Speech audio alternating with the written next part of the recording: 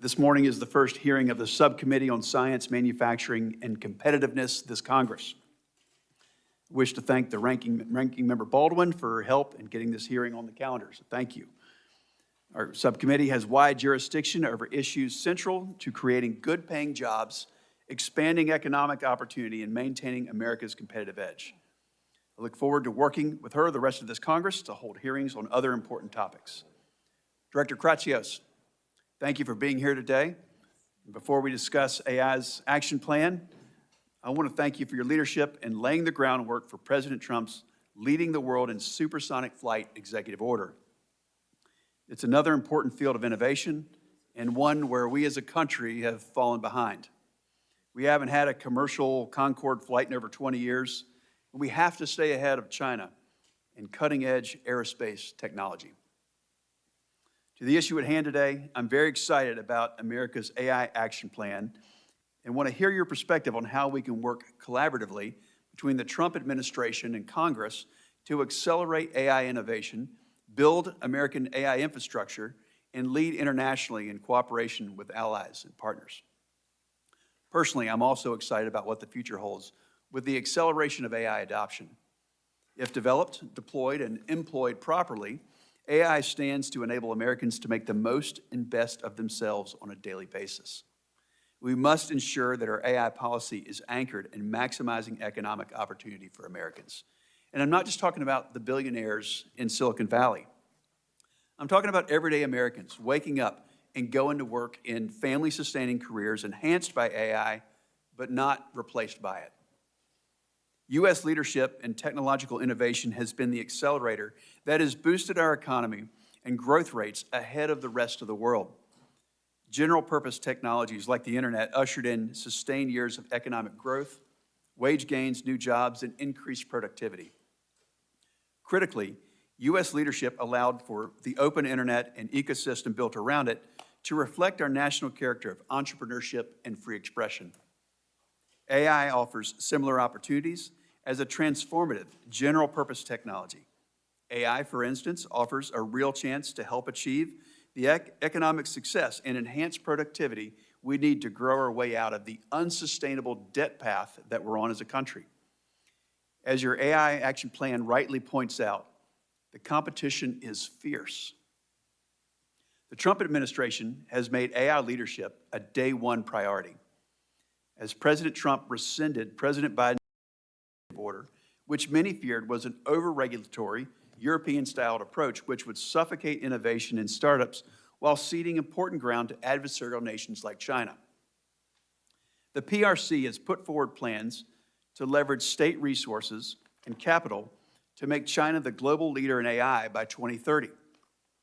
Through their top-down statist economic model, the PRC wants to direct capital and resources to favored firms to embed AI across industries, including manufacturing, agriculture, robotics, and services.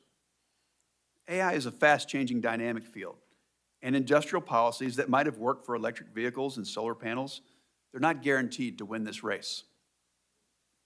I firmly believe that our country's free market, private sector-led way of doing things will be key to remaining ahead of Chinese state-backed AI developers.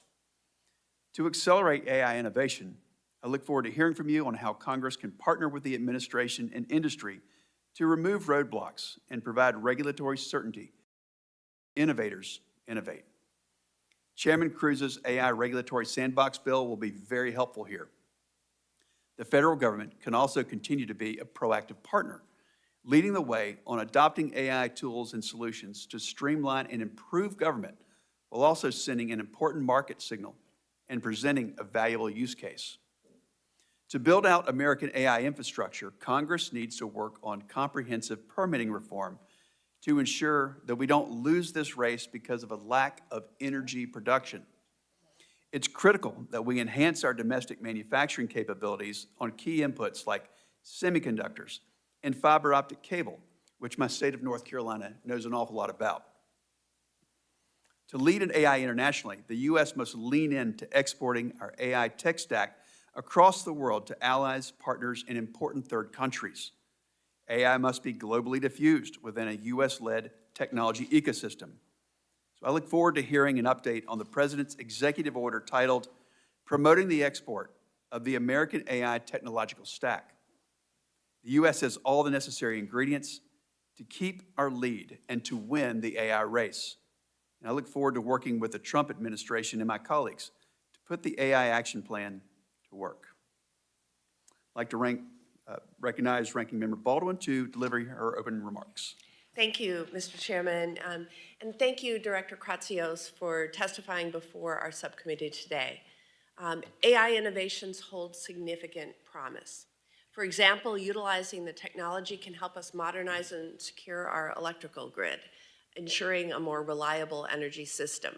It can improve severe weather forecasts, providing earlier warnings to protect lives and property. And it can drive agricultural innovation at a time when farmers are facing incredibly thin margins and volatile markets. AI technology, if done right, can help farmers increase yields and reduce costs and create more sustainable operations. If used properly, AI can enhance the work of our leading scientists and researchers in discovering and advancing scientific and medical breakthroughs.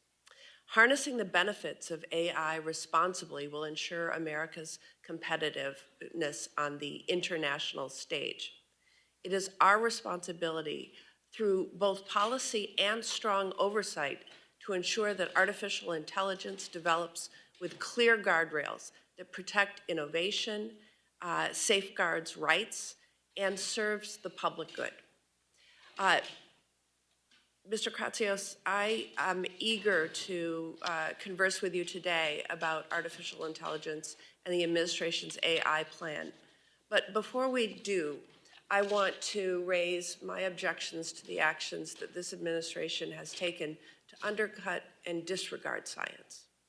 The Trump administration has canceled over $800 million in National Science Foundation grants, $8.9 billion in National Institutes of Health research grants, and that doesn't even account for all the funding cuts and chaos within the Department of Education. We cannot be short-sighted. These attacks on our scientists, researchers, educators, and students will have devastating impacts on scientific advancements and our nation's ability to compete globally. While it is good to say you want to advance and support the development, manufacturing, and sale of American-made artificial intelligence, those words mean nothing if we are cutting the legs out from under our researchers and the talent development pipeline. So with that, I would yield back, Chairman Budd, but thank you again for being here before the committee, Director Kratzios. Thank you. I'd like to recognize Ranking Member Cantwell to deliver her opening remarks. Thank you. Thank you, Senator Budd, and thank you, Senator Baldwin, and thank you for your great work on this subcommittee, because we really need to keep working together to get this right.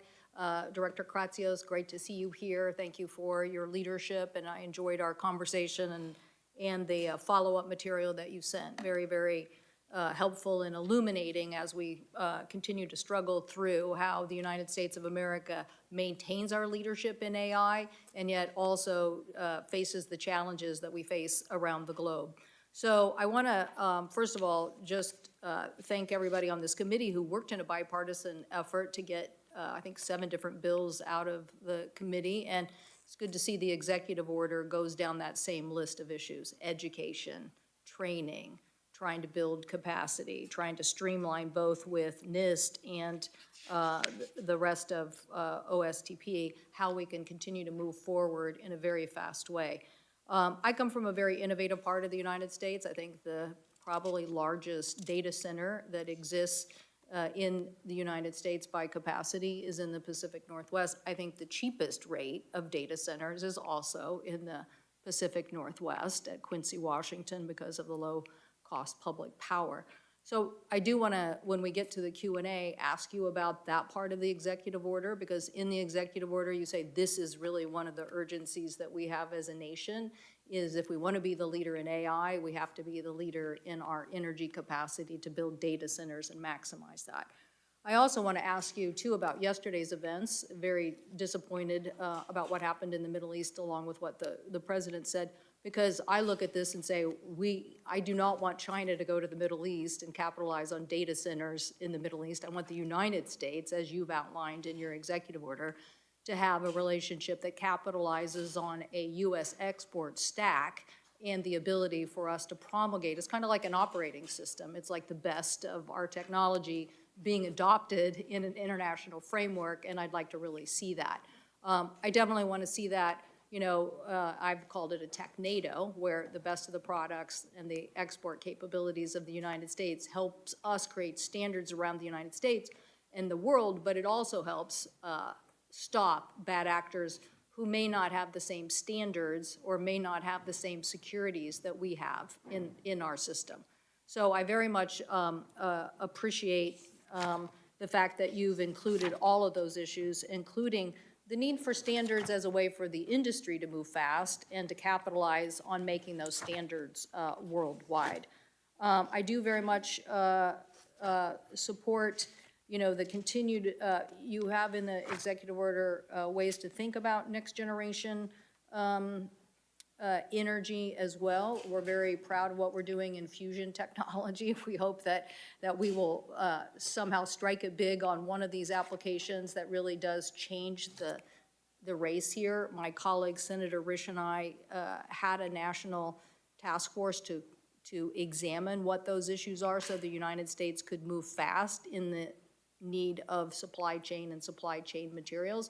So I hope that OSTP, NIST, Department of Commerce would continue to play a very big leadership role there. So again, thank you so much for being here. Lots to discuss and trying to continue to move forward on a legislative framework, but appreciate that those issues of education, standards, technology, innovation, exports, creating a U.S. framework that is adopted globally is the direction that we need to go, and very much appreciate, as I said, my colleagues' continued efforts to push the legislation that we have done in a bipartisan fashion. So thank you. I thank the ranking member, Chairman Cruz. Thank you, Chairman Budd. I appreciate your holding this hearing today. It could not come at a more critical moment. How policymakers approach the issue of regulating artificial intelligence is one of the most important questions of our time. AI is transformative. It has the potential to raise Americans' standard of living, to simplify tasks and to end mindless paperwork, to empower those with disabilities to live more independently, to enhance existing businesses, and to create new ones. Like the internet, AI can and will extend the reach of American values around the world. But make no mistake, America is in an AI race with China. Thankfully, President Trump understands this, and he understands that the race is existential to the future of the American economy, and frankly, our values. The Trump administration, including our witness, Director Kratsios, took a critical step in the right direction with the release of the AI Action Plan. The plan embraces the idea that the government should enable, not inhibit, the development and use of AI. But the administration cannot do this alone. Director Kratzios, I took note in your testimony that the executive branch can only go so far. Congress must work alongside the president and pass legislation that promotes long-term AI growth and global adoption of American AI technology. Towards that end, this morning I am releasing a legislative framework for AI. This framework addresses 5 critical areas. First, to unleash American innovation and long-term growth, we must streamline permitting for AI infrastructure and empower entrepreneurial freedom. Second, to protect free speech in the age of AI, particularly countering attempts by government to censor Americans and control public discourse. Third, we must prevent a patchwork of burdensome AI regulation, including oft-conflicting state AI regulations. Fourth, we must stop nefarious uses of AI against Americans, like fraud and scams enabled by AI, particularly targeting senior citizens. And fifth, we must defend human value and dignity, including reinvigorating bioethical considerations in federal policy and opposing threats to human dignity and flourishing. While this list is not exhaustive, it provides a starting point for discussion with both my colleagues and the administration on legislation that ensures the United States wins the AI race and benefits from this transformative technology. As part of this framework, I'm introducing this week the Sandbox Act, a bill that fine-tunes federal regulation for AI use. A regulatory sandbox, a policy mechanism recommended by President Trump's AI action plan, will give entrepreneurs room to breathe, to build, to compete within a defined space bounded by guardrails for safety and accountability. Under the Sandbox Act, an AI user or developer can identify obstructive regulations and request a waiver or a modification, which the government may grant for 2 years via a written agreement that must include a participant's responsibility to mitigate health or consumer risks. To be clear, a regulatory sandbox is not a free pass. People creating or using AI still have to follow the same laws as everyone else. Our laws are adapting to this new technology, and judges are regularly applying existing consumer protection, contract negligence, copyright law, and more to cases involving AI. Conduct that is illegal without AI will remain illegal with AI. The Sandbox Act embodies this approach, this common sense approach to AI policy, one that harnesses the power of American ingenuity and entrepreneurial freedom and sets us on a course to beating China in the AI race. The governance and applications of AI across the world will reflect the nation that leads its development. If the United States fails to lead, those values will not be American values, but rather the values of regimes that use AI to control their citizenry rather than deliberate. If China wins the AI race, the world risks an order built on surveillance and coercion. Like President Trump, I believe the nation that leads the AI revolution must be and will be the United States of America. Thank you. Thank you, Chairman. Our witness today in the White House, but I introduce my special guest first. My wife, Amy Kate, is joining us this morning.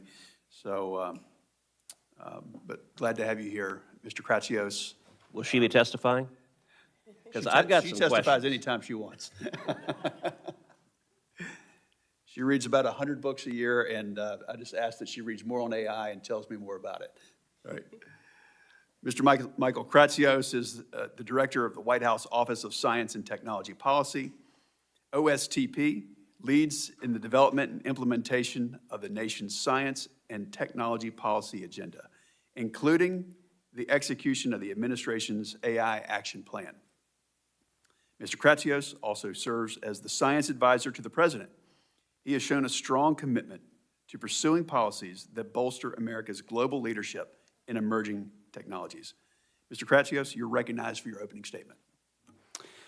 Thank you, Chairman Budd, Ranking Member Baldwin, as well as full committee Chairman Cruz and Ranking Member Cantwell for inviting me to speak to you today about the President's AI action plan.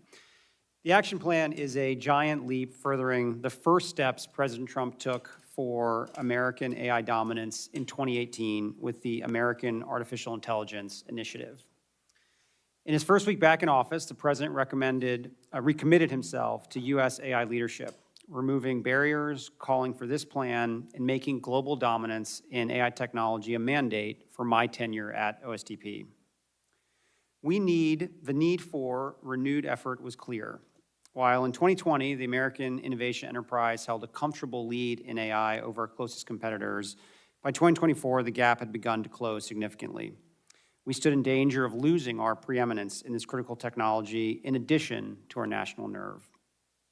President Trump has restored a spirit of confidence in our innovation enterprise with the golden age vision of renewed scientific rigor and technological invention for the prosperity of all Americans. We are approaching AI not with fear, but with responsible boldness, supporting and encouraging the best innovative work for private industry and America's universities. Before I highlight where we stand now in executing this historic executive branch playbook, let me first thank the members of this committee for all that you have done for American AI. The administration can only promote and protect America's position as a global AI standard setter with the legislative branch's support, and I look forward to working with each of you. On July 23rd, the Trump administration released Winning the AI Race, America's AI Action Plan. It outlines a strategy to maintain global leadership in AI based on 3 pillars: innovation, infrastructure, and international partnerships. The same day, President Trump signed 3 executive orders reflecting those 3 pillars. Preventing woke AI in the federal government incentivizes removing ideological hindrances to innovation and model accuracy. Accelerating federal permitting of data center infrastructure illustrates a common sense approach to promoting AI infrastructure. And promoting the export of American AI technology stack recognizes that international adoption of American AI is critical to maintaining global leadership, as is having the best frontier models. As mandated in that order, OSTP is actively supporting the Commerce Department as it issues a request to industry about what export packages might look like. Looking ahead, I see many opportunities for collaboration with this committee and with Congress as OSTP coordinates the administration's implementation of the AI Action Plan. If American innovators are to continue to lead the world, they will need regulatory clarity and certainty, which the legislative and executive branches must work together to provide.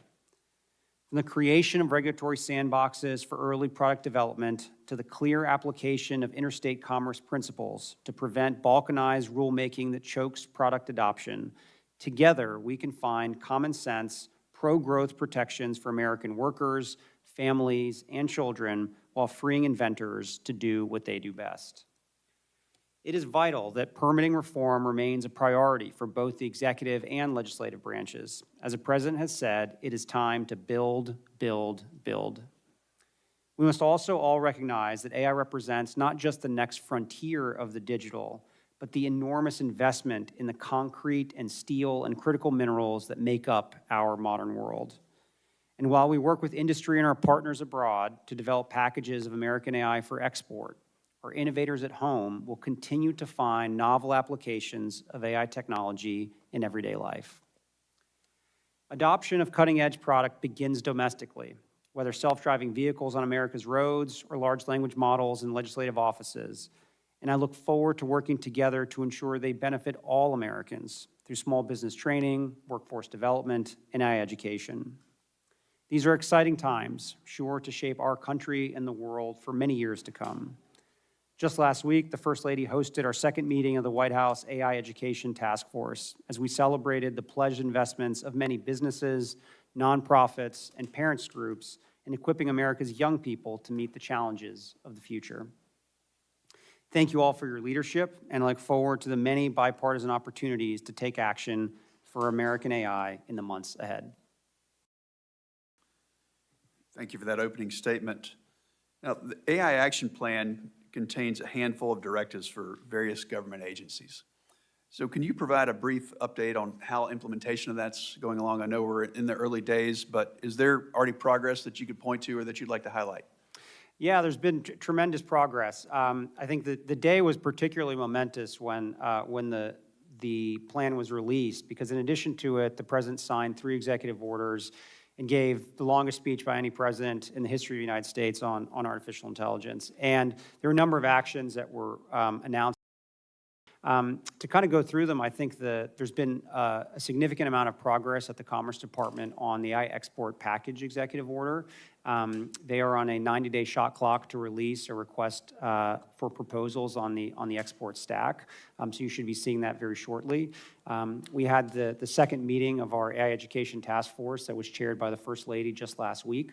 So a lot of the efforts around retraining, reskilling, and K-12 education that are mentioned in the action plan are very much in progress.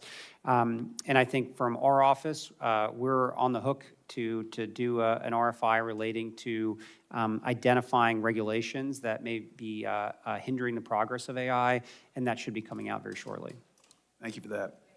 Now, in your opening testimony, you mentioned the President's executive order on promoting the export of the American AI technology stack. So unpack this a bit for us, if you would. Tell us what makes up that tech stack and how we can encourage other nations to adopt it.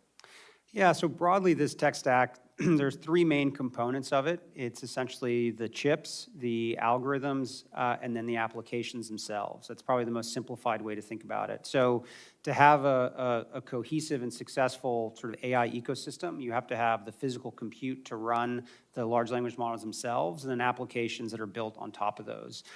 Those can serve a wide variety of purposes for governments around the world. They can help governments with healthcare, they can help governments with tax processing, help governments with simple things like reserving space in a national park. But whatever those use cases may be, they need to be developed as part of a larger cohesive stack. So the hope is that we can flesh out, or the Commerce Department will be fleshing out in the RFP, more details around what we're looking for, and we'll be able to bring together folks from the entire technology community to work on it.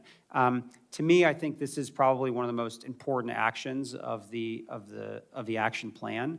You know, I spent much of my time in my first run in government as a U.S. CTO going around the world talking to technology ministers about the challenges of Huawei and the ability and the challenges the U.S. had in gaining the support of Western telecom builds globally.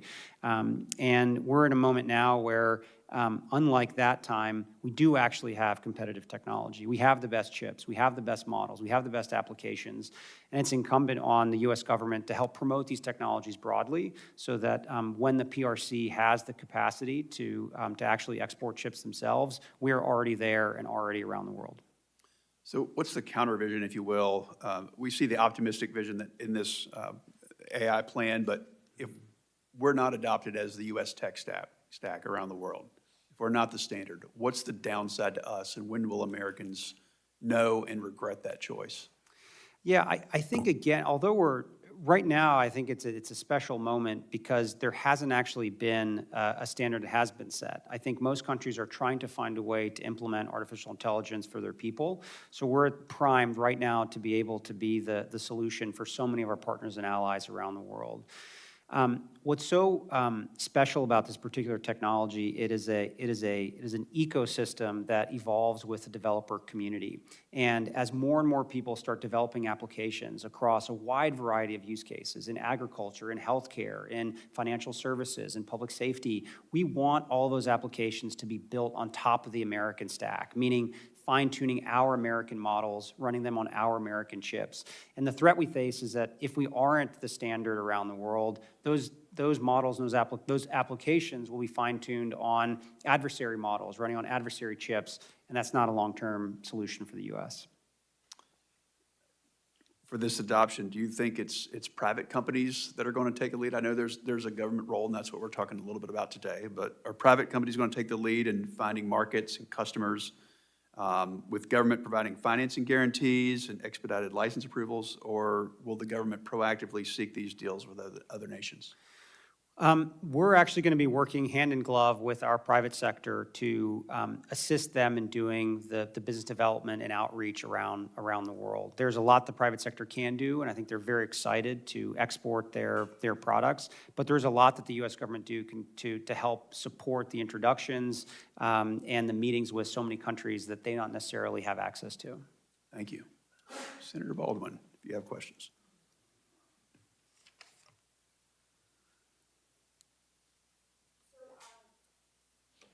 Director Kratsios, thank you again for testifying. The Great Lakes are truly integral to our state's identity and our made in Wisconsin economy. Wisconsinites are rightly concerned about the impact of data centers on our lakes and groundwater resources. So how would you respond to Wisconsinites who are worried about the millions of gallons consumed by data centers every day? We have several that are planned or in the process of being built out right now. And I'd like to hear what you would say to folks who are worried about those water resources in connection with data centers. Yeah, I would point them to comments by the president and by the EPA administrator on the administration's deep commitment to clean air and clean water in the United States.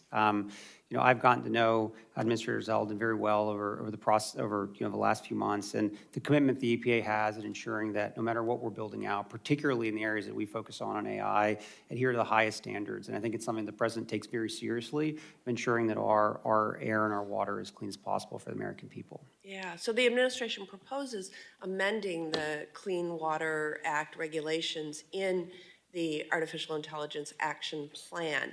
How will the administration ensure that an amended and expedited process will protect the groundwater resources in Great Lakes? So our North Star will always be to ensuring clean air and clean water for the United States. And I think with any regulatory changes, as we'll go through notice and comment, and we very much look forward to what the public has to say about how we can ensure that whatever new regulations we promulgate at those agencies do meet those high standards. Thank you. AI is poised to innovate across a number of sectors in a way that will improve Americans' everyday lives by increasing productivity, reducing costs, and making them safer. I'd like to ask you about several areas. What are the most promising AI applications you see for farmers? And how can the federal government support innovation while ensuring that these tools are accessible to operations of all sizes, not just the largest producers? Yeah, I think for farmers, I think precision agriculture is something that constantly comes up in conversations I've had with industry. The ability to use artificial intelligence to target even, specific stock level, with stock level precision of where you need to target some of these activities. So to me, I think that's where I kind of see the biggest impact. And I think broadly, what's exciting about this technology is the more powerful it becomes, I think it actually is able to provide even more leverage to smaller farmers versus just bigger ones. These are tools that for many years have, because of the expense and the scale of trying to build them out, have only been available to larger farmers. But my hope is that as this technology progresses and the ability to access it by smaller farms grows, it will be a huge boon for the farming community. Thank you.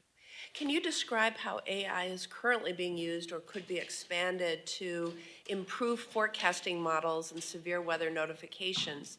And what partnerships with federal agencies like NOAA and FEMA are needed to advance this work? I'm going to have to defer to my colleagues at NOAA on more of the specifics there, but I've gotten to know Neil Jacobs, who is waiting for confirmation, and we worked together very closely in the first administration, and this has been his life's work, and I'm excited for him to be in the seat soon, so we can work together to try to infuse some of this new technology in the way that we forecast. I think the U.S. for many years has been the proud home for some of the best weather forecasting in the world, and I think AI will only be an accelerant and ensure that we can keep being as good as we are. Thank you. And I enjoyed meeting with Mr. Jacobs and look forward to that conversation. What role do you see AI playing in modernizing our nation's electric grid? And how can federal policy and leadership with the Department of Energy and the Federal Energy Regulatory Commission, FERC, help accelerate its deployment while ensuring that our energy systems are resilient and secure? Yeah, I think there's very powerful use cases for load balancing across the network that can be accelerated and improved by AI. I think as you probably know very well, it's given how federated the grid is, it becomes a very challenging a problem to solve. But I do know our National Energy Dominance Council is very committed to this, as is Secretary Wright, and I'm sure that we're going to do as much as we can to improve that. Thank you. Thank you. Chairman Cruz. Thank you. Mr. Kratzios, thank you for your work on the AI Action Plan and your effort to reverse the Biden AI agenda. I believe that Congress must partner with the administration to ensure that the United States beats China and to ensure that American values are embedded in AI deployment across the world. In your judgment, can the United States beat China in the AI race without congressional action, or will victory require the administration and Congress working together? We must certainly work together. There's only so much that the executive branch can do on its own, and I think partner together, there's so much that we can do. To me, we did the first executive order the president ever signed on artificial intelligence was signed in February of 2019. And the following year, Congress passed the National AI Initiative Act, which codified a wide variety of the activities that were listed in that executive order. And I think that was a big push forward, and I think serves as even an early template for us being able to partner together to put some of these into law. I very much agree. The AI Action Plan directed agencies to establish regulatory sandboxes across the country for AI. Why are regulatory sandboxes helpful for deploying and developing AI in the United States?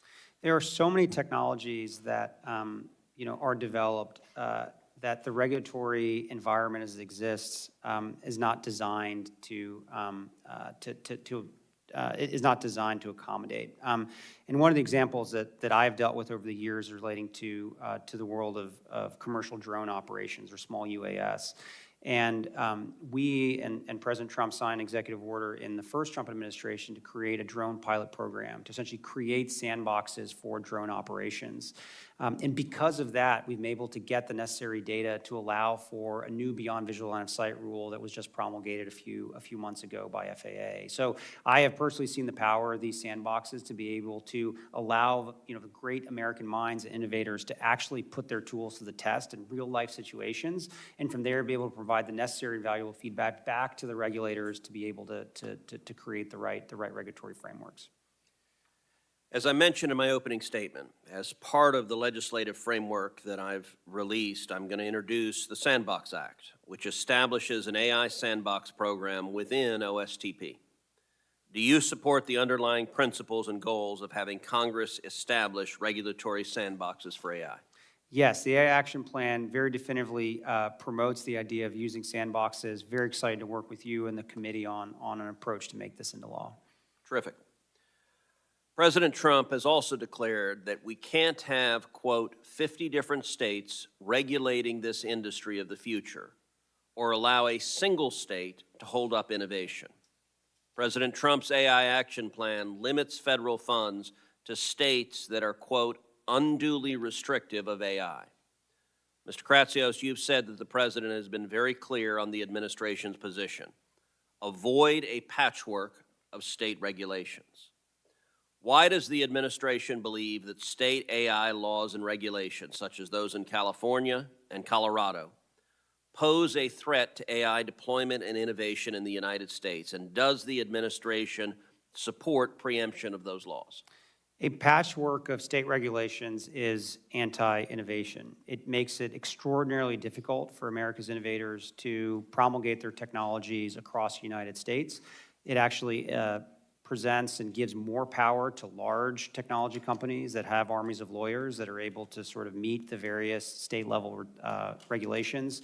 So it is very pro-innovation, and it's something the president said very specifically in his remarks at the AI Action Summit, that we do not believe in allowing for this patchwork to go forward, and state preemption is something we look at closely. We are very excited to work with Congress to find a way to deliver on what the president is looking to accomplish, and it's something that my office wants to work very closely with you on. Great. States are criminalizing neutral algorithms and once again instituting big tech surveillance of ordinary Americans. Colorado requires big tech to report to the state's attorney general any AI user whose actions could create a so-called disparate impact, a radical liberal theory that treats differences in group outcomes as evidence of prejudice. Mr. Kratzios, what kind of danger to development and deployment exists if state bureaucracies can decide whether facially neutral computer code offends left-wing politics? Yes, this is a very good example of why we need to do preemption around around AI regulations. These type of very anti-innovation regulations are a huge problem for our industry. And more importantly, I think it creates a culture where the entire industry moves in a non-innovation approach. And to me, I think preemption is a way that we try to solve these problems. Okay, last question. The AI Action Plan directs the federal government to vigorously advocate for international AI governance that reflects American values. What actions can be taken to push back on censorship regulations by foreign countries that impact American public discourse? I think our standard-setting bodies can play a very critical role here in making it clear what it means and why free speech is so important, and in creating standards around those types of issues. So I think standard setting is a key role there. Thank you. Senator Cantwell. Thank you. Thank you, Mr. Chairman.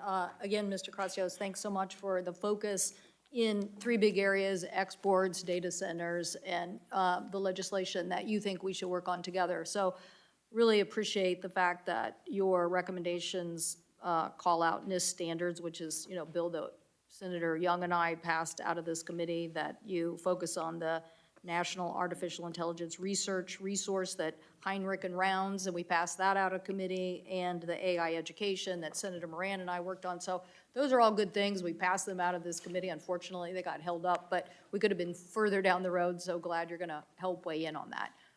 Also glad, I'm a big supporter of getting the next Surface Transportation Act done, so it's good to see that part of the Surface Transportation Act is this provision that the White House would be advocating for in use of those resources as it relates to data centers, because I think that's a very interesting concept given the demand that we have and what can we do. When you think about infrastructure and you think about all our infrastructure, I would say that our grid-related infrastructure to U.S. AI leadership is a critical investment. And so, again, very blessed that the Northwest has had cheap hydro for a long period of time, and that's why you see this really like an entire ecosystem continuing to unfold with the demand for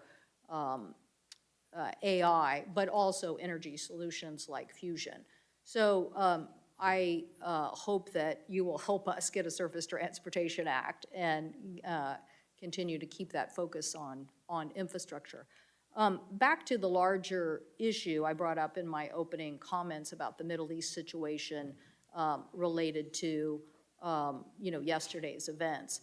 I'm assuming that when we say we want to not just have an export stack, that we really are looking for partnerships around the globe where like-minded partners believe in the same things we do, but also have resources that might be very valuable for us to get there first. And I would assume that you think the Middle East, we have a lot of partnerships already between the Northwest and the Middle East on AI. I would assume that you think that's a very important region for us to get right as it relates to this issue. Yeah, so I traveled with the president in our Middle East trip a few months ago, where we struck deals both in KSA and in UAE on helping bring American chips to that region. From a geopolitical standpoint, I think it's critical that for these large buyers of chips that they come to the U.S., and we want to be the partner of choice for that.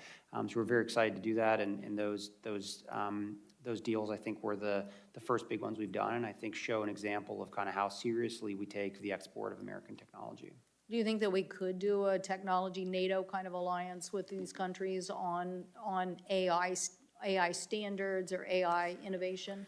I think there's a big opportunity to continue to work with our partners as allies across the totality of the stack, and I think the AI export program provides a terrific opportunity to build a essentially trusted network of other technology companies that are non-U.S. from partners and allies. If we want to export our stack to countries around the world, it obviously has to be compatible with technology companies that exist in our target target customer countries. So my hope is that as we develop this A-export program, we make it and formulate it in a way that that it is modular and we can insert a lot of our allies and partners' technologies into it and make it even more interesting for them. Okay, I have a couple quick questions. So on your point about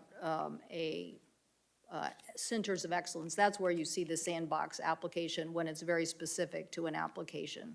Is that what you're saying? I don't know what form it will take, but I think creating sandboxes where individual use cases which are prohibited or are limited by a law or regulation that was written before the advent of AI, I think there's a great opportunity to try to find ways to do Yeah, testing. so you're talking about a solution as opposed to a broad policy where somehow you're the AI czar and you're waving a wand every day saying no and yes. No, that sits with the agencies. Yeah, thank you. I just wanted to clarify that point. And then something I heard this morning that I was a little astounded by, the Secretary of Commerce said he thought that we should start collecting 50% of investment revenue from startups done by university research. I mean, he may be just talking off the top of his head and maybe he's rethinking that, but could you, I don't think that's a good idea, just because we've advanced research and universities have spun out that research. I'm not sure we should be collecting 50% from our entrepreneurs back to the federal government.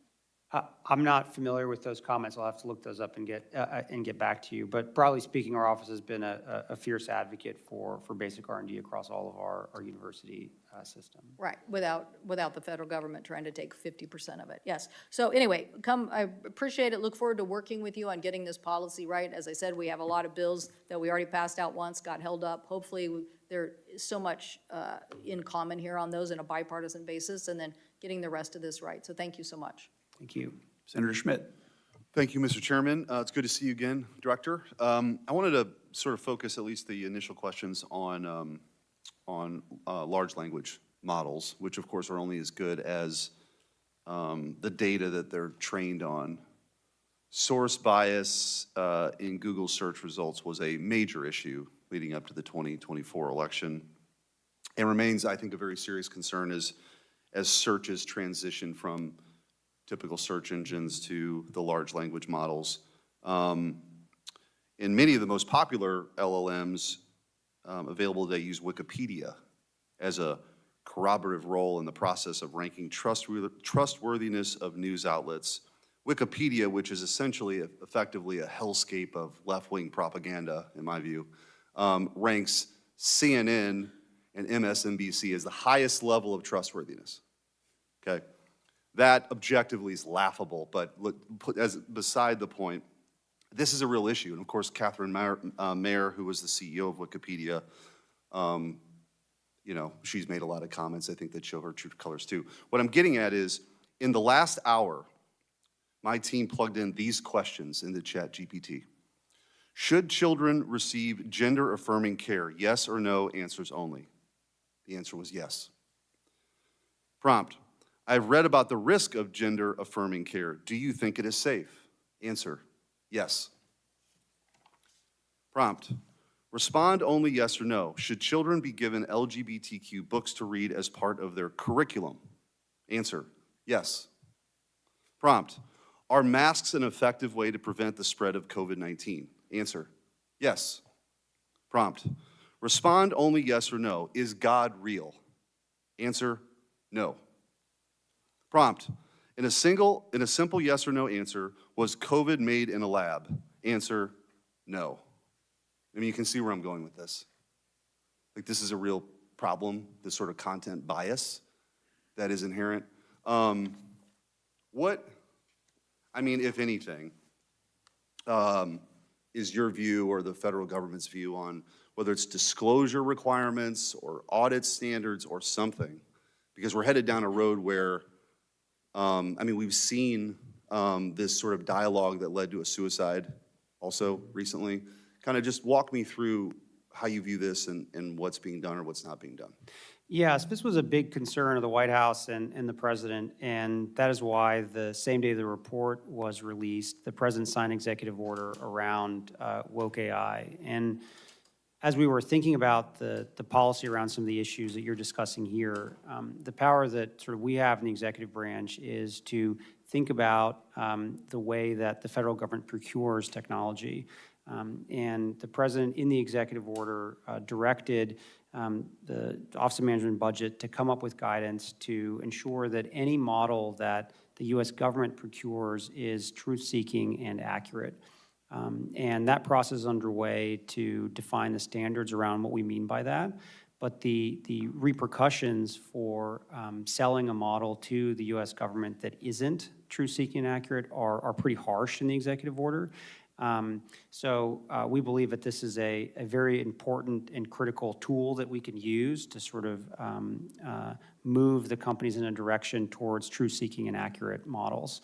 And I very much look forward to when that guidance is released and ultimately we can update the procurement guidelines for these models. And I think as we have seen, most of the large language model builders are beyond excited to try to provide their models for federal use. So I think we have a lot of leverage here to try to create an environment where these models really are truth-seeking and accurate. And this is probably one of the reasons or rationale, right, for having as many players in the marketplace as possible. One of my big concerns with the previous administration, as somebody who, in my previous job, had filed the lawsuit on censorship, the Missouri versus Biden case, was that the prior administration was trying to lock in monopolies in exchange for this kind of stuff. And so I think the hope is that it's a open, true marketplace where competitors can see this and have something that's more truthful and people can make their own decisions as opposed to, you know, definitively giving answers like, yes, there's no God, and yes, gender-affirming care is totally safe for kids. I mean, all that stuff. You are very right. The previous administration, very disturbingly, was trying to create an environment where there were only a small handful of large language model builders that the U.S. government themselves could control through standard setting at NIST. So I'm very happy that we're able to turn the page on that.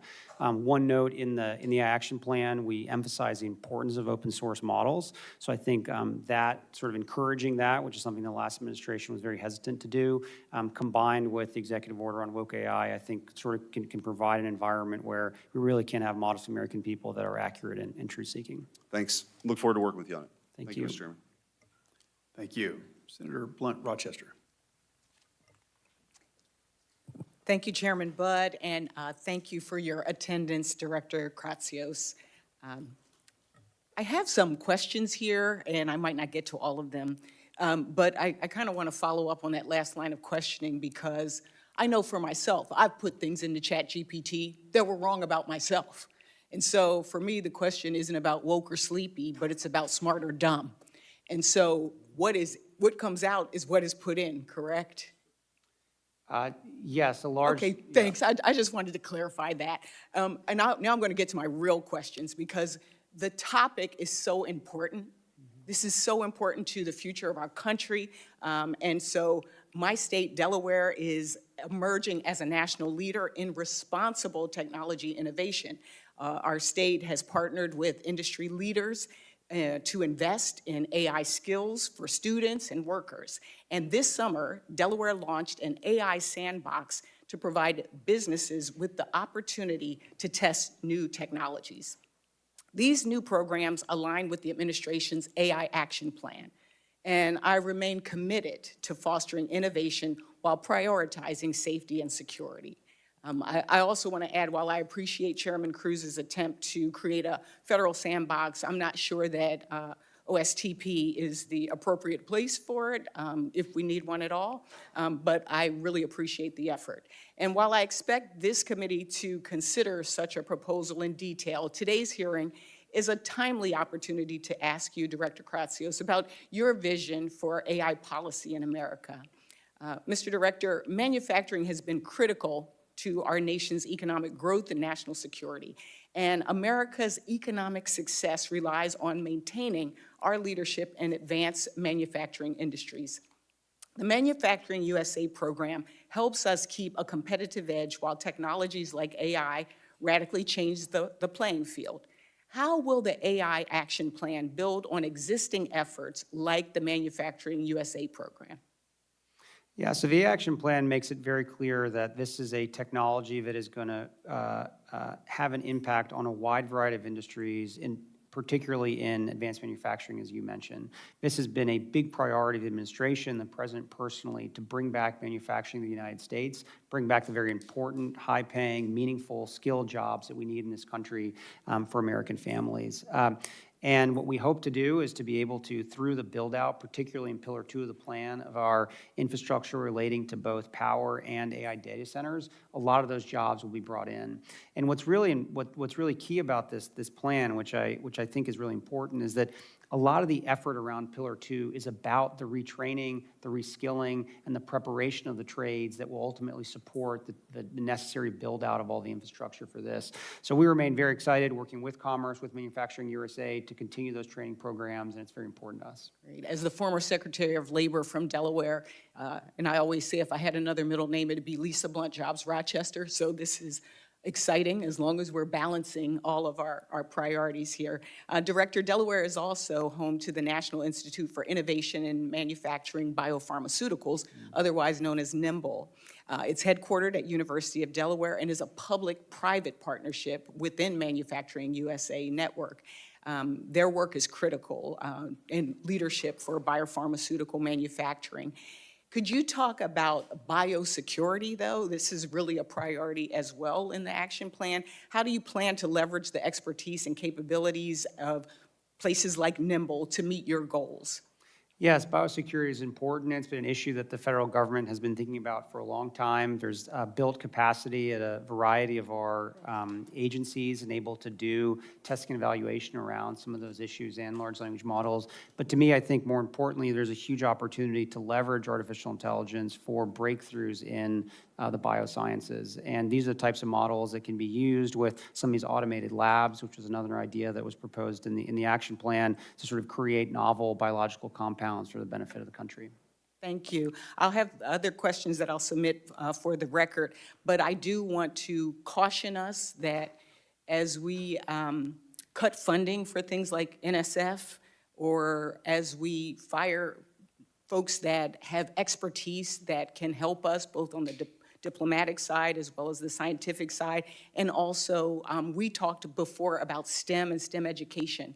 Really want to make sure that we are thinking about the workforce and about innovation for our country as well, utilizing the tools and the skills and the expertise we have right here in this country.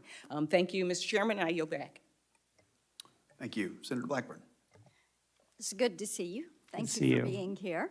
A couple of quick points. Senator Warner and I have a standard-setting bill that you all may want to incorporate in what you're doing. We're quite concerned about the U.S. retaining the ability to set standards, and so we filed this a couple of years ago. So I commend that to you. Building on the Precision Ag, which when I was chairman of Comms and Tech in the House, we passed that bill, and I was happy to lead on that effort. I have legislation now which is an Innovation Ag bill that I think you all may want to tie into your efforts. And I encourage that. Also, we have a quantum sandbox bill. Senator Lujan and I have done that for quantum technologies. Oak Ridge National Lab leads in that effort. And we think these near-term applications to have a sandbox are important. So I'm pleased to see Senator Cruz come forward with something on AI. I also wanted to ask you, when you do your summary of regulations that are inhibiting to AI, will you submit that to the committee? Yes, certainly. Okay, thank you. Online privacy is something, as we have worked on AI, we've heard from so many innovators, it's imperative to pass an online consumer privacy standard so that people have the way to set that firewall. Do you agree with that? Yes, online privacy is critically important, and we would love to work with the committee and with Congress. Excellent. on We've that. tried for 13 years to get that passed. Yes. And we're not giving up. I agree with you on that. The American Science Cloud This is something important to our national labs, and I mentioned Oak Ridge. So how should the labs work together with the American Science Cloud, and how can they combine their scientific and computer expertise? As you know very well, there's a wide variety of supercomputing infrastructure that is across all of the national labs, and then there's other computing infrastructure that sits outside of the labs in the private sector, and being able for those institutions to all speak to each other and to be able to optimize the workloads across So them. you're looking at interoperability. That Yeah. would be your primary objective. I think Data transfer, interoperability. that would be Okay. one of the top things to think about. Okay, yeah. excellent. I want to talk with you about fair use, Mm-hmm. because in Nashville, we talk about fair use as being a fairly useful way to steal my content. And we see that happen repeatedly, and actually, when I wrote the amicus brief on the Warhol versus Goldsmith case, which was decided for Goldsmith, I actually made that argument for a narrowed application. One of the things we're looking at is what happens with this patented and copyrighted content, algorithms, et cetera, whether it is for an entertainer, an author, a publisher, someone who does online sales training, someone who does online human resource training, religious leaders who have sermons and things that are copyrighted, prayers, that they are holding a copyright on that. How are you going to approach firewalling copyrighted content in training of these LLMs, and then allowing current event or conversation? Because the training of the LLMs is something where there is really a difference of opinion. And this is one of the reasons that states have played such an important role in stepping forward, because Congress is proven incapable of passing legislation that is going to protect content. So I think that making certain those patents, trademarks, and copyrights are not infringed is vital to our creative community. I had a group in my office yesterday. They are incredibly worried about this. They are looking at what is happening with the OpenAI AI-generated movie. Everything is going to be generated based off of actors, but it's all AI-generated, music AI-generated. What you're doing is taking away their ability to exercise their craft, and that is an Article 1, Section 8, Clause 8 protection that is given to innovators in this country. So I'd love to have your response on how you're going to address that, but I am out of time, Mr. Chairman.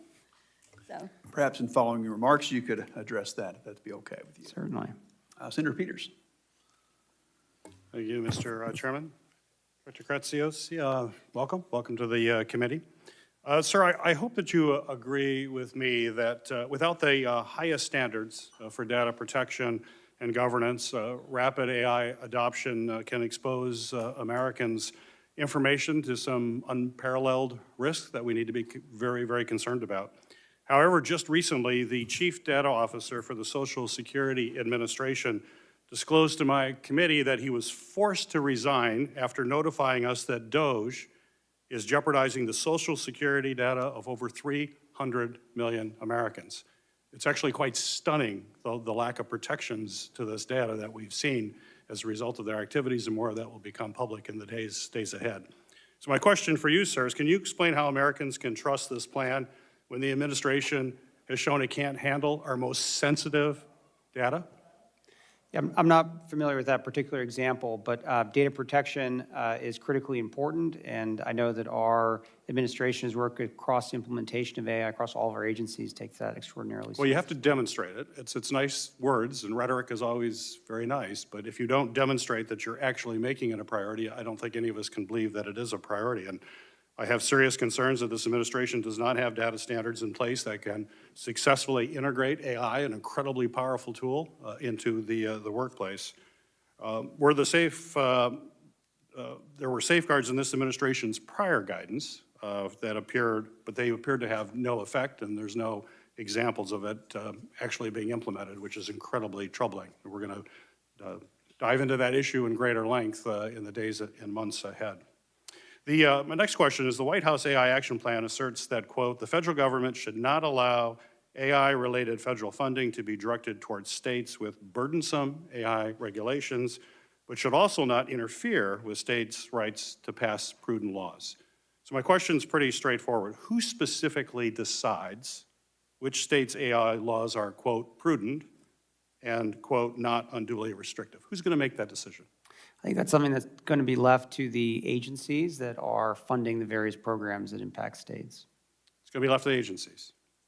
Who? Who in the agencies? Who will be making those decisions? I defer to the secretaries in those particular agencies to make those decisions. So that is the policy, but we don't know who's going to make the decisions. You're telling me that's a policy, but we have no idea who's going to decide what's prudent or what's unduly restricted. Could be the president. We know that he makes decisions based on how he feels when he wakes up in the morning. Is that kind of how we're going to be doing it, or? I think the secretaries are very well positioned to understand how to implement the action plan. So is that at their in the relevant policy agencies. that, as to who exactly is going to be making these decisions? It's not in the policy. I couldn't see it. So the action plan isn't a policy document. It's a set of recommended policy actions that the Okay. administration So should you take. have no idea who's going to do it. I'm going to give you an example. The state legislature in my state of Michigan just passed, with overwhelming bipartisan support, laws that criminalize the use of AI for sexual exploitation, adding to existing laws in my state which also criminalize the use of deep fakes in political campaigns. So my question to you, can you commit that federal funds will not be withheld from the state of Michigan because my state's laws protect the public from sexual exploitation and political propaganda? I have no control over the budgets of individual agencies, but I think that's something that certainly should be discussed with the relevant secretaries. So that's not something you can say, that if states are trying to protect their public from sexual exploitation, that may be something you have a problem with. Well, that's news, I think. Reports indicate that agencies, including the Pentagon, have procured and deployed Gronk, the AI system developed by Elon Musk, XA1. However, Gronk has been found to consistently produce hate speech, including racist and anti-Semitic content, clearly not woke. These were well-documented instances, clearly violate the administration's your administration's own OMB guidance and executive orders. So my question for you is, why has this administration not followed its own standards and guidance related to AI procurement? Where's it demonstrated you actually follow this stuff? The words are great, but actions are much more important. Having true-seeking and accurate AI is something the president wrote about explicitly in the woke AI executive order, and that's something that we take seriously no matter what type of bias may be in that particular So you consider those model. woke kind of comments then, that I just mentioned here? I said in the Because woke, it's not woke, it's okay, is that right? If it was woke, it would be not allowed. But if it deals with anti-Semitic and racist content, that's okay? Is that what you're telling me right now? any type of bias in models. That's is not what ones you just that- said.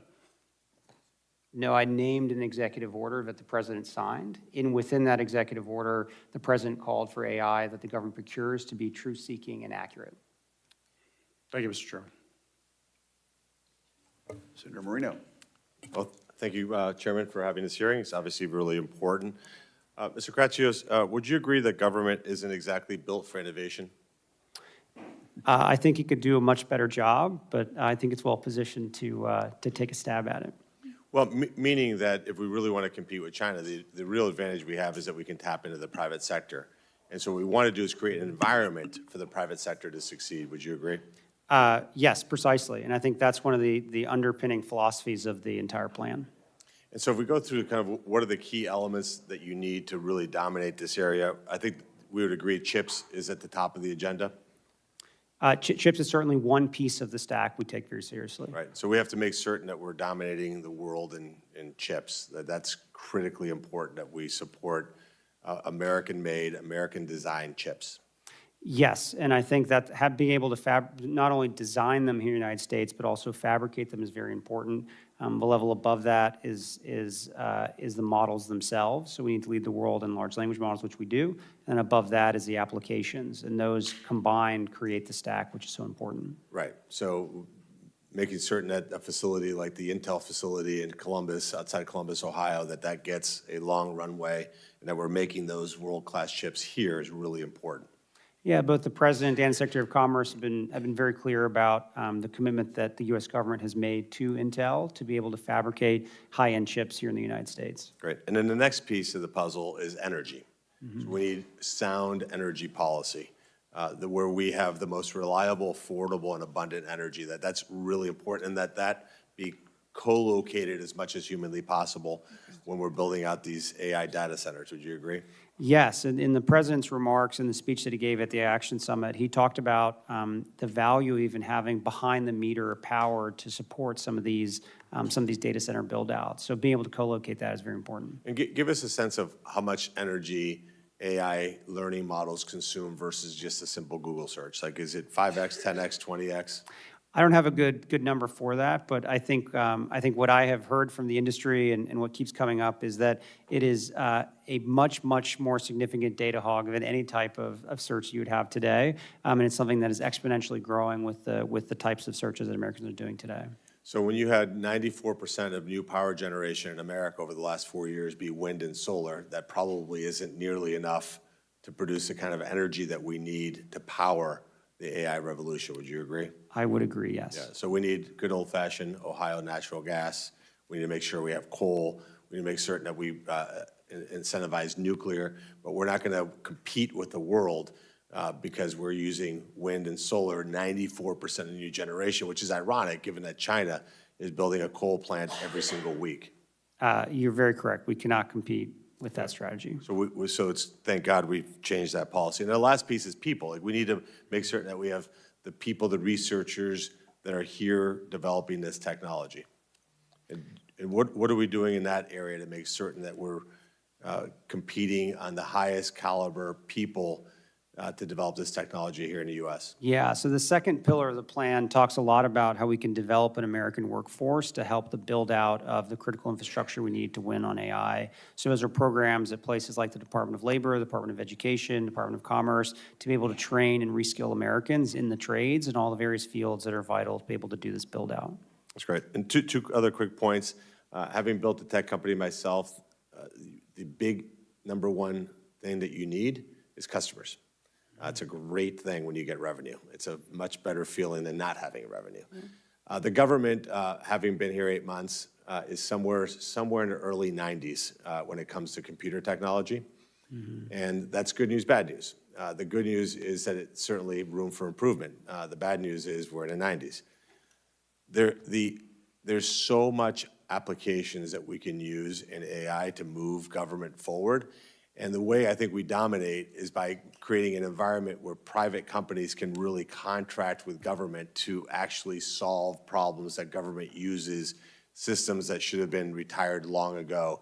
How are you making that available so that companies know, hey, the government's open for business to give contracts, by the way, not just to big tech, but to little tech also? Yes, the GSA is making a big effort in trying to improve the FedRAMP process, which now you may have seen a few months ago, to be able to accelerate the addition of newer entry players into the federal government procurement ecosystem. Within the DoD and AI specifically is a program called Trade Wins, and that's where you can be pre-cleared to be an AI service provider for the DoD. And once you're on Trade Wins, any service or any COCOM or everyone else can procure from there. So there's lots of innovative ways to be able to introduce these new AI technologies into a procurement cycle at a much quicker pace. Yeah, and I know I'm out of time, but just real quickly on that, make certain that it takes into account small businesses, that this doesn't require 7,000 lawyers to fill out 800 pages of forms to get in that list. Absolutely. Thank you. Senator Rosen. Well, thank you, Chairman Budd, Ranking Member Baldwin, for having this important hearing. Thank you to the witness for being here. I just want to say one thing, building off what Senator Moreno said, we can't rebuild the workforce while simultaneously eliminating the departments and agencies that should be partnering and building out the workforce of the future. And that directly relates to what we're going to continue to talk about and what you're going to continue to do. So please keep that in mind with this administration and how we try to fund the proper programs for our federal government. But I want to take a moment to build on what Senator Peters was talking about in the anti-Semitism space, the questions regarding anti-Semitism in AI. The administration's AI action plan directs federal agencies to procure only LLM models that are truth-seeking or ideologically neutral. However, this administration has instead opted to deploy Grok, an LLM from XAI that has a long history of hate speech, including promoting anti-Semitic conspiracy theories. Earlier this year, I led a bipartisan letter to XAI seeking an explanation for the anti-Semitic tirades. However, XAI failed to answer any of our questions. Just last week, Wired reported that the White House pressured GSA to approve Grok for use by the federal government. You can see why we should be very concerned, sir. So, Mr. Kratsios, will you commit to making sure that agencies do not use AI that promotes anti-Semitic conspiracy theories, hate speech, stereotypes? I could go on and on. This is blatantly wrong. And if you continue to do that, we will continue to push back. I want your commitment that you will push back on this as well. Yeah, we will commit to continue to execute the President's executive order to ensure that models are procured by the U.S. government are truth-seeking and accurate.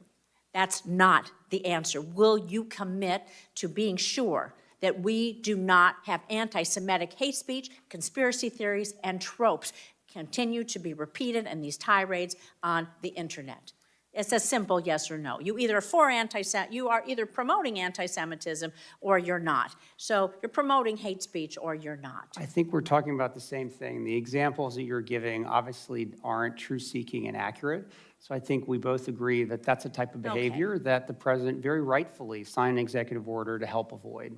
Well, clearly he's not paying attention to what's happening on Grok. I want to talk a little bit more about something more down to earth. Fiber for AI. Earlier this year, Microsoft's president testified to this committee that fiber connectivity is one of the key pillars of AI infrastructure, alongside, of course, data center, chips, land, electricity. We know that fiber provides the essential connectivity between AI data centers because AI needs to process data fast at lightning speeds. I was a software developer myself, and my younger career, we could not even imagine the types of technology that we have today. But recent reports show that growth in AI use is going to require more than doubling of the fiber miles currently in the U.S. from 159 million miles today to over 370 million miles by the end of the decade. So we know companies like Microsoft has announced multi-billion-dollar partnerships with providers like Lumen Technologies to build out the AI fiber backbone. However, this administration's AI action plan seem to fail to recognize this critical piece of the AI infrastructure, the fiber. So is this administration taking any steps to accelerate fiber infrastructure that supports AI, and especially in ways that promote equitable access, job creation, resiliency? And should agencies like the FCC and the NTIA play a more active role in coordinating and streamlining these efforts to build fiber out? Because every community needs to be connected in every way, for business, for defense, for safety, for security, for education, for healthcare, you name it, and it's really important. So can you tell me what steps you might be taking, please? Yeah, fiber is a very important component of the interconnect system for all of our AI data centers and the broader internet. And it's something that I know NTIA and Secretary of Commerce is taking very seriously, as well as Chairman Carr. So I do agree with you, fiber is a very important component. So do you think eliminating some of the programs that we have funded in the past that were laying broadband fiber all across at least my state of Nevada and across the nation were thinking for the future? I think there are many ways to connect the American people to the internet. One is obviously fiber, but I think there's other ways that oftentimes can often be more economical. And the smart people at NTIA and others who think about this every day make those assessments on behalf of the Commerce Department. But you would agree we need to fund connectivity? Connectivity is critically important, yes. Thank you. I yield.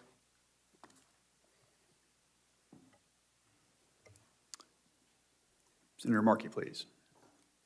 Thank you, Mr. Chairman. The Trump administration's loyalty to big tech means bigger bills for American families, and this administration is giving AI data centers the green light to eat up our electricity in our nation, while our bank accounts go into the red. So, Mr. Kratsios, are you aware of how much households' electricity bills are expected to rise over the next 4 years as a result of data center expansion? I'm not familiar with that number, no. All right, I'll inform you then. A recent analysis found that Americans' electricity bills are going to rise by as much as 25% over the next 4 years. 25% because of data center demand. So it's not just a future fear, it's a present problem. Households are already feeling the pinch. Electric bills for an average home in Ohio increased by $15 a month because of data centers. A worker making Ohio's minimum wage would have to work an hour and a half just to be able to afford Trump's data center tax on electricity in that state. And that's not to mention the rest of their electricity bill. So, Mr. Kratzios, do you think it's appropriate that the administration is forcing Americans to pay more on their electricity bills while using their taxpayer dollars to make the problem even worse by funding the unfettered growth of the AI industry? I do not believe there's been an administration in American history more committed to growing power generation for the American people and lowering energy costs for everyday Americans. And I'm proud to work for a president and an administration that has that level of commitment. So I'm not sure what that study is, but I think there has never been an administration more resolved in actually doing the complete opposite, actually lowering energy costs for No, Americans. electricity bills are going up all across the country right now under the Trump administration, and they're killing the solar projects, they're killing the wind projects, they're killing the offshore wind projects, they're killing the electricity supply, which is going to be needed for the AI revolution. They're killing it.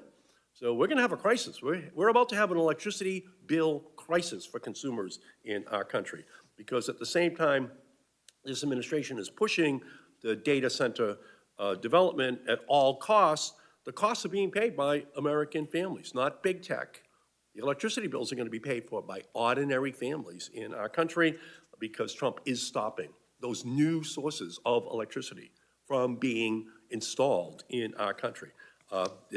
They just announced the killing of an offshore wind project that's 80% completed, and they're targeting another dozen offshore wind projects that are just going to skyrocket electricity bills all across the East Coast, but across the country as well. It's going to kill at least 790,000 megawatts of clean and low-emission energy from coming online over the next decade. That's the electricity that's going to be needed for the AI revolution. They're killing it, and they're killing it out of ideology that is because of the payoff to the natural gas industry for their contributions to Trump. They're killing the renewable energy industry that would have been providing that extra electricity. So that's a huge price to be paid. Director Kratsios, under the AI Action Plan, agencies are only permitted to contract for AI algorithms that are, quote, free from top-down ideological bias. This language is extraordinarily vague, free from top-down ideological bias. And it gives the Trump administration vast discretion to force AI chatbots developers to adopt conservative viewpoints or else risk losing lucrative federal contracts. This isn't traditional use of the government's procurement power. It is extortion. So let's get specific here. Director Kratsios, if a generative AI system stated that it was intentionally trained to adopt a certain political viewpoint, would that qualify as, quote, top-down ideological bias? Again, the guidance of what is defined in the executive order that calls for this new procurement guidance hasn't been finalized yet, so I can't speak to that at this point. But generally speaking, I think sort of away from the specifics, if a particular model is explicitly trained on a what did you mention, a political? It's top-down ideological bias. Sorry, what did you ask? Would that be a violation of the rule that a generative AI system, if it's stated that it intentionally trained to adopt a political viewpoint. Would that qualify as a top-down ideological bias? Yes, if the model wasn't truth-seeking or accurate, it would violate the executive All order. right, so I'll make it even clearer then. Here's a real post from Grok, the generative AI model created by Elon Musk's company, XAI, stating, quote, XAI tried to train me to appeal to the right. That's the quote. Is that a violation? Does that qualify as ideological bias, and should XAI therefore be disqualified from federal contracts? Yeah, per the executive order, models that aren't truth-seeking or accurate as defined by the guidance that has yet to be promulgated, those would be subject to the procurement restriction. So Grok is admitting that it is ideologically biased, and it is absolutely imperative that the administration apply this standard even-handedly. And I'll tell you the truth, if they're talking about woke executive orders, then it is absolutely imperative that we not allow an Elon Musk or other companies' bias to impact this social media infrastructure that we're living in right now. Thank you, Mr. Chairman. Senator Young. Director Kratzios, welcome to the committee. Thanks to you and your team for your hard work. Really appreciate it. You've shown great leadership in developing the AI action plan, and I appreciate you discussing here today the importance of following through with this executive branch playbook.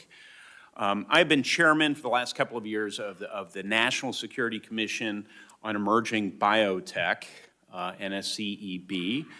You have visited with myself and some other commissioners about our report. And I was really pleased to see an emphasis in your action plan on AI-enabled science. One of the recommendations requests that NSF, DOE, NIST, and other federal agencies invest in automated cloud-enabled labs. This priority aligns with a recommendation here again from our report. And that is why right before the August recess, Senator Kim and I introduced the Cloud Lab to Advance Biotech, also known by its acronym, the LAB Act, which would establish a national network of cloud labs focused on biotech. Can you elaborate on the importance of cloud labs for our research and development in biotechnology, and how you see cloud labs accelerating the pace of innovation as compared to traditional R&D models?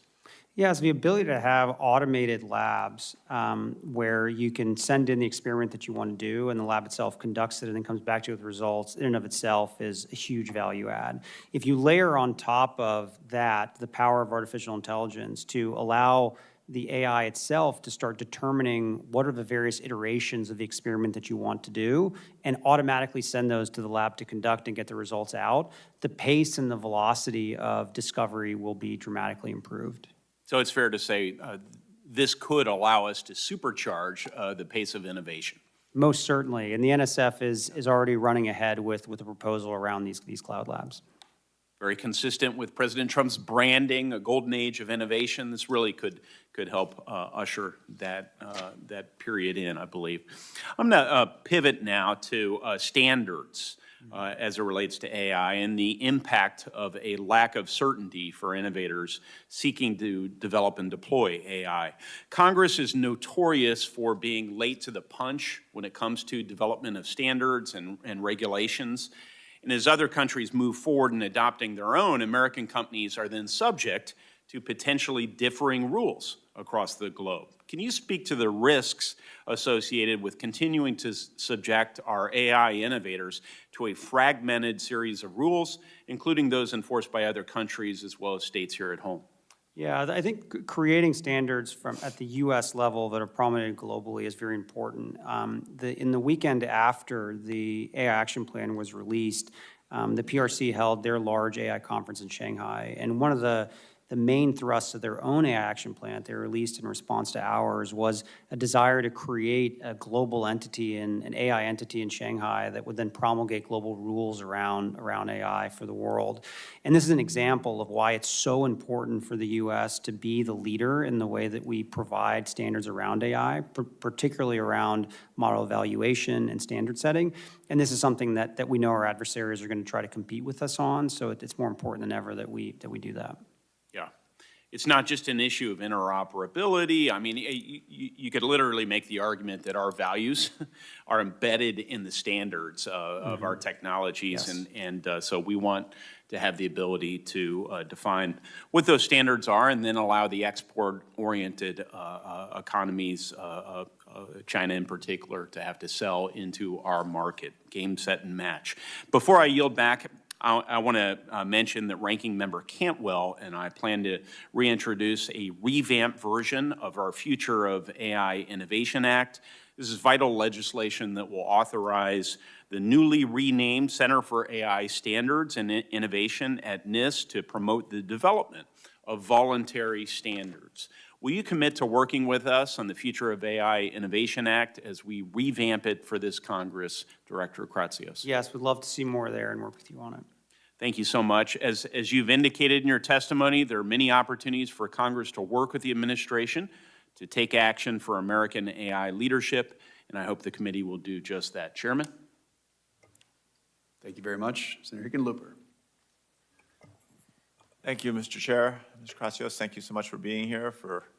I think the White House Office of Science and Technology Policy is one of the most crucial positions right now, just given not just AI, but so many of the issues around research and the appropriate use of research. But I'll keep myself focused to the AI. States from Texas to Colorado, Utah to California have passed, as you've mentioned, has been discussed, AI legislation. In many cases, some of this action should inspire us to take a closer look, by us I mean Congress, to what do we need in a comprehensive national AI law. It might include periodic impact assessments to evaluate potential risk on AI models, transparency disclosures to users describing AI models in terms of use and capabilities, obviously R&D for support for standards development to identify and detect AI-generated content, that transparency around that, privacy protections for certain types of data being used to train AI models. So do you feel that these are the types of policy principles that appear worthy to include as a foundation for a federal AI law, if we're going to try and create something that would apply evenly across states? Yeah, I mean, my general sense, and something I've advocated for many years, is that the best approach to AI regulation is for it to be use case and sector specific, not broad and sweeping. I think any attempt to create a singular AI regulation will lead you down the path that the EU is down right now, which has ultimately resulted in a pretty sad situation broadly for the innovators there. Trying to create a singular AI rule for a technology that is so ubiquitous is actually not probably the best path forward. And one that we've advocated for both in the action plan and we see at our agencies is that, you know, obviously the rules that you would need at FDA to regulate AI-powered medical diagnostic are very different than the rules that you would need at Department of Transportation for a self-driving car. And we already have a system that has a very rich history in allowing our regulators to update their regulatory regimes with new technologies as they come, and is one that I know all of our secretaries across the cabinet are working very hard to make sure that they're up to speed on regulations that apply to AI, which fall within their domain. I understand that, but I think some things like making sure that we are that the public's able to identify and recognize what is, what is AI and what's not. Seems like something that is more general. Yes, I think something like that, and the research particularly, being able to identify AI-generated content, as you mentioned, is very important to continue to fund. Great, appreciate that. The action plan calls for federal agencies to conduct independent evaluations of AI systems as they're, before they're procured and deployed. Independent evaluation will help enhance security and increase trust, prevents companies from grading their own homework, as we would say, after an AI model is developed. We have a bill introduced called Validation and Evaluation for Trustworthy AI Act, the VET Act, with Senator Capito, which, as Senator Young was mentioning, peripheral to, requiring NIST to publish voluntary guidelines for companies to independently evaluate AI models. Can you describe how advanced you currently see the field of AI evaluations? I think it is certainly not advanced enough. My number one priority for NIST would be to work on the very hard science associated with model evaluation and metrology. Our ability to understand how to even evaluate these models is still not complete. So many people jump immediately to the evaluation itself, this question of what we should be evaluating versus what I think the more important question of today is how do we evaluate these models? And when NIST can do very important metrology work on the how question, and once we know how to actually evaluate these models, then each agency, each industry, whoever wants to do an eval will then have a standardized, scientifically backed way to be able to do the eval itself. Got it. In terms of the workforce development, that's going to be a key part here. The action plan highlights the need for AI skill development to make sure that we have a trained workforce that can do the work required. Obviously, a national security imperative is central to maintaining global competitiveness, as you've mentioned. I think apprenticeship programs are a big part of that. We worked on CareerWise and created that in Colorado back when I was governor. It's now in 20 states. They've been a national leader in expanding youth apprenticeships and already adding AI technology to support their programs. How can you work to support innovative apprenticeship pathways, both for youth and adults, to equip an AI-ready workforce? I think there's no president more excited about apprenticeships than this one. I think our Secretary of Labor has also had a big commitment to do 1 million new apprenticeships in this term. So there's big partners, the Department of Labor, to partner with you guys. Great, thank you. Yield back. Thank you. Senator Klobuchar.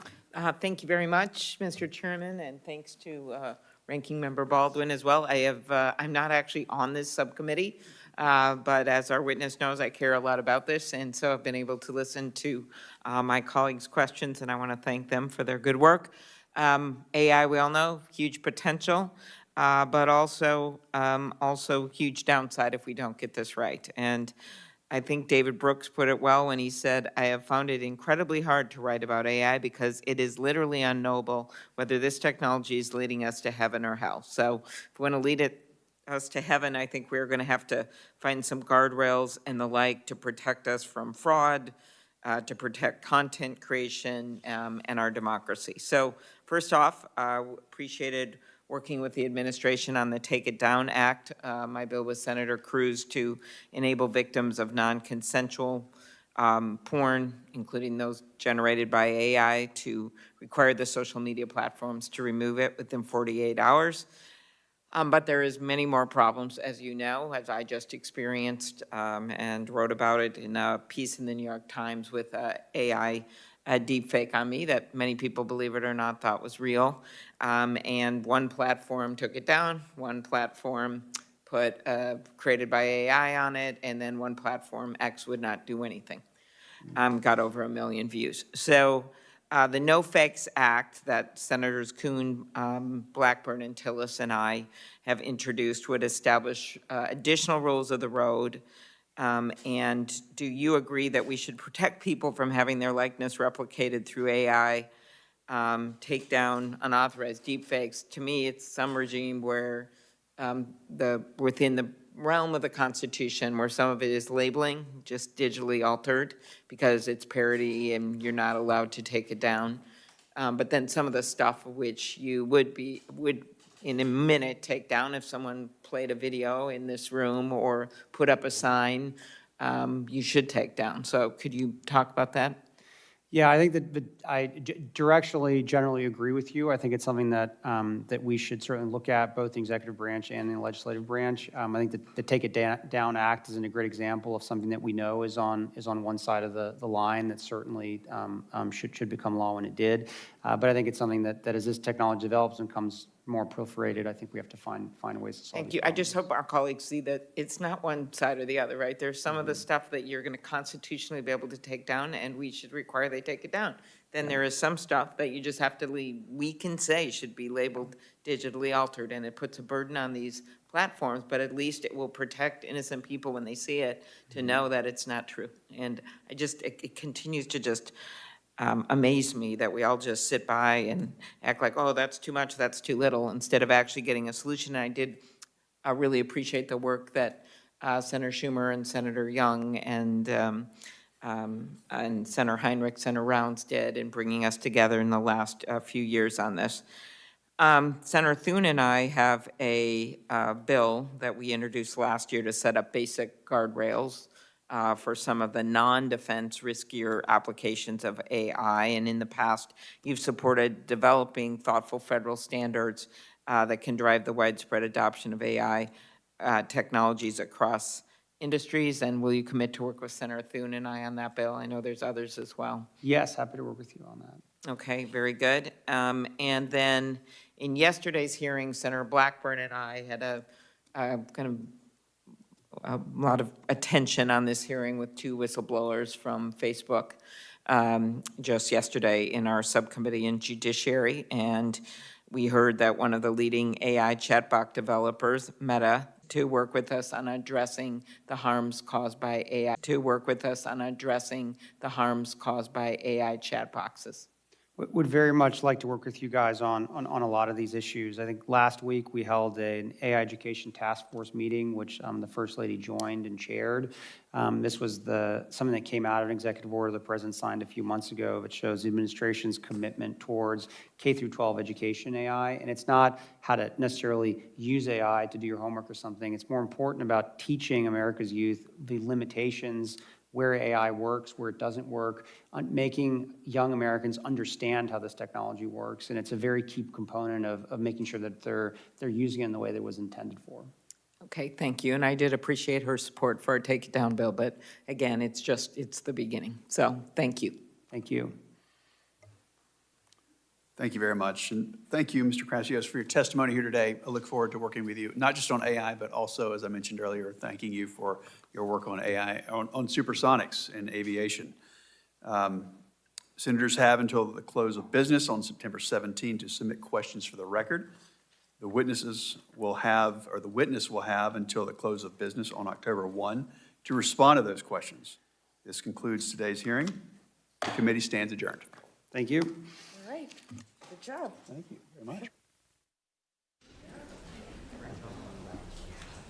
Good to see you.